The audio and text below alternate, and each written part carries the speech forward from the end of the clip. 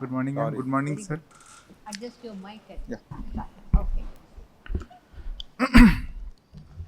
Good morning, my respected teachers, my colleagues. Today's presentation is a path less traveled. I am from IPG MER, a DMPDT. So my story goes with a 9-year-old boy who presented with history of shortness of breath on exertion since his childhood, gradually increasing. He was on NYHA class 2 on presentation. There was no associated facial dysmorphism and congenital anomalies.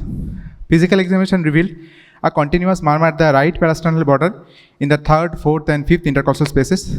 And initial chest X-ray showed increased cardiac silhouette, and ECG showed sinus rhythm with normal axis. So we did echocardiography in this patient, and it revealed the initial echocardiography was apparently normal, situs solitus levocardia D-loop with normal AVVA concordance, normal SPP and pulmonary venous drainage, normally related great arteries. IAS and IVS was intact, and bilateral there was confluent branch at pulmonary arteries, and there was no evidence of any PDA. So we went for 4-chamber echocardiography. The modified 4-chamber echo showed there was dilated RA and RV with abnormal increased flow into RA that was causing volume overload. Subcostal view ruled out possibility of IAS defect, but confirmed there was patent SVC flow with dilated RA and RV. So modified parasternal long axis view of the aortic valve level demonstrated the origin of a tubular structure from the left coronary cusp. And there was continuous wave Doppler obtained from the communication indicated a high flow velocity with systolic and diastolic pattern. So to trace the origin of the tubular structure, we went for a modified plex view, modified 4-chamber view, and it showed that after origin from the left coronary cusp, the connection was curving posteriorly with a tortuous core and lying between the aortic root and LA. And to see the drainage of the tubular structure, the structure was finally draining into RA near the IVC RA junction, as you can see in this still image.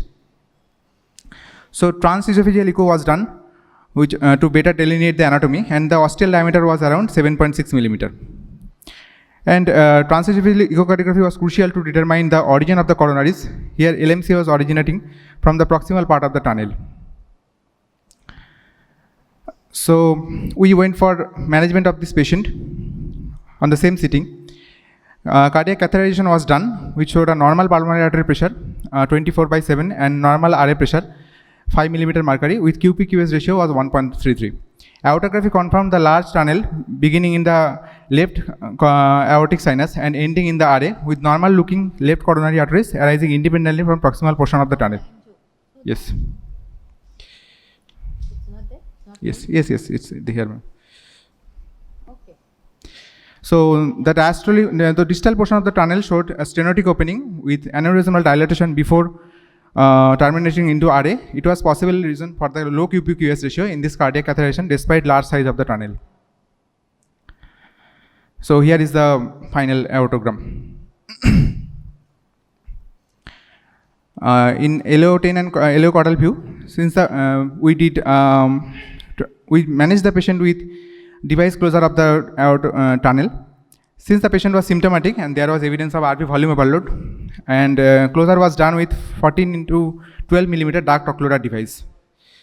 So this is the image of closure of the tunnel from percutaneously.